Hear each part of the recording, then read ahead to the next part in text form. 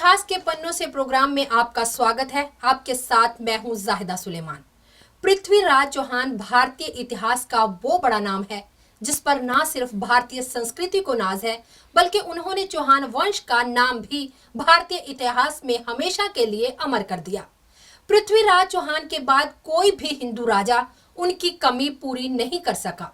महज 11 वर्ष की उम्र में उन्होंने पिता की मृत्यु के बाद दिल्ली और अजमेर का ताज संभाला और इसकी सीमाएं दूर दूर तक फैला दी। उन्होंने बचपन में ही शब्द वेदी बाण विद्या का अभ्यास भी कर लिया था। धरती के महान शासक पृथ्वीराज चौहान का जन्म 1149 में हुआ। पृथ्वीराज अजमेर के महाराज सोमेश्वर और कपूरी देवी की संतान थे। पृथ्वीराज का जन्म अपने माता पिता के विवाह के 12 वर्ष के बाद हुआ। यही चीज राज्य में खलबली पैदा कर गई और उनकी मृत्यु को लेकर जन्म समय से ही षड्यंत्र रचे जाने लगे। मात्र 11 साल की आयु में पृथ्वीराज के सर से पिता का साया उठ गया।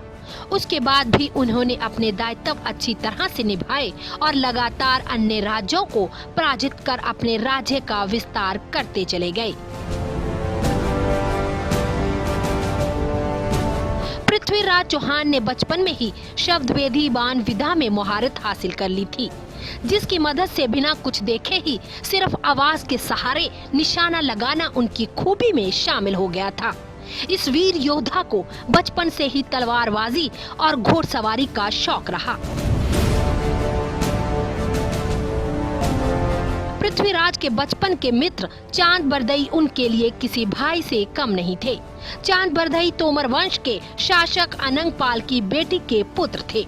चांद बरदई बाद में दिल्ली के शासक हुए और उन्होंने पृथ्वीराज चौहान के सहयोग से पिथौरागढ़ का निर्माण किया, जो आज भी दिल्ली में पुराने किले के नाम से जाना जाता है। अजमेर की महारानी कपूरी देवी अपने पिता अंगपाल की एकलौती संतान थी, इसीलिए उनके सामने सबसे बड़ी समस्या ये थी कि उनकी मृत्यु के बाद उनका शासन कौन संभालेगा। उन्होंने अपनी पुत्री और दामाद के सामने अपने धोतर को अपना उत्तराधिकारी बनाने की इच्छा प्रकट की और दोनों की सहमति से युवराज पृथ्वीराज को अपना उत्तराधिकारी घोषित कर दिया। 1166 में महाराज अंगपाल की मृत्यु के बाद पृथ्वीराज चौहान का दिल्ली की गद्दी पर राज्य अभिषेक किया गया और उन्हें दिल्ली का कार्यभार सौंपा गया। महज 43 साल की आयु में गुजर जाने और आखिरी सांस तक राजपूतों का झंडा बुलंद रखने वाले पृथ्वीराज चौहान ने जब प्रेम किया तो उसकी भी मिसाल पैदा कर दी। अपनी प्रेमिका संयोगिता को सैकड़ों राजपूत राजाओं के स्वयंवर से उठाया और भगाकर दिल्ली की मलिका बना तख्त पर बिठा दिया। स्वयंवर में भी सभी राजपूत राजाओं को बुलाया गया था, मगर संयोगिता के पिता जयचंद ने पृथ्वीराज चौहान को आमंत्रित नहीं किया था, मगर दोनों एक दूसरे की तस्वीर देखकर ही मोहित हो गए थे। पृथ्वीराज चौहान और उनकी रानी संयोगिता का प्रेम आज भी राजस्थान के इतिहास में अपनी जगह बनाए हुए है।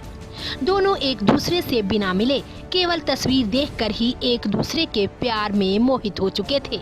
वहीं संयोगिता के पिता जयचंद पृथ्वीराज चौहान के साथ ईर्ष्या रखते थे। ऐसे में पृथ्वीराज चौहान और संयोगिता के विवाह की बात को सोचना भी नामुमकिन लग रहा था। जयचंद केवल पृथ्वीराज को नीचा दिखाने का मौका ढूंढता रहता था। ये मौका उसे शब्दों पर शब्द भेदी बाण का उपयोग करने की इच्छा जाहिर की और इसी प्रकार चांद बरदई द्वारा बोले गए दोहे से मोहम्मद गौरी की मौजूदगी का अंदाजा लगाते हुए पृथ्वीराज चौहान ने तीर से गौरी की भरी सभा में हत्या कर दी। पर तीर सजा है अंतिम अवसर यही, सुन देकर तू ध्यान, एक बाण से लक्ष्य कर मत चुके चौहान। 4 बांस 24 गज अंगुल अष्ट प्रमाण, इतने पर घड़ियाल है मत चुके चौहान। पृथ्वीराज, तीर चला। सुल्तान, सुल्तान, सुल्तान, क्या हुआ सुल्तान? पकड़ो, पकड़ो, दौड़ो, दौड़ो, पकड़ो, पकड़ो उन्हें। हुकुम।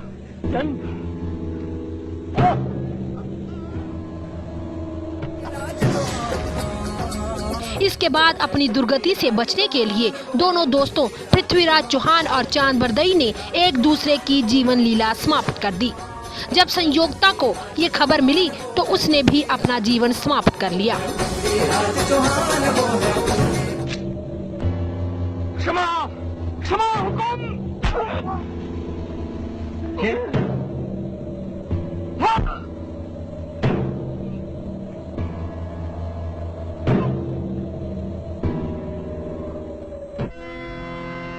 गोरी तो पहले गया,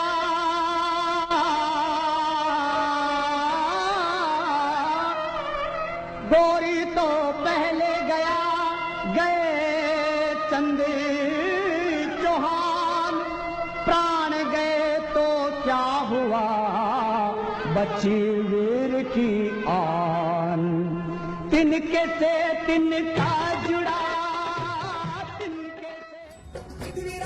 इतिहास से पता चलता है कि पृथ्वीराज चौहान और चांद बरदई का जन्म भी एक साथ ही हुआ था और मृत्यु भी एक ही साथ हुई।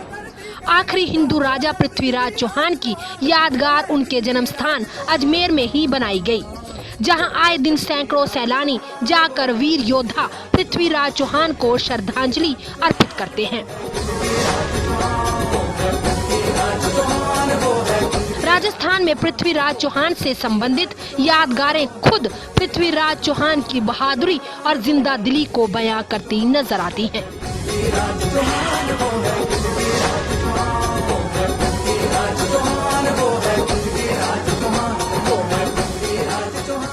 फिलहाल के लिए इतना ही। देश और दुनिया की तमाम खबरों के लिए देखते रहें रियल फ्लेवर न्यूज।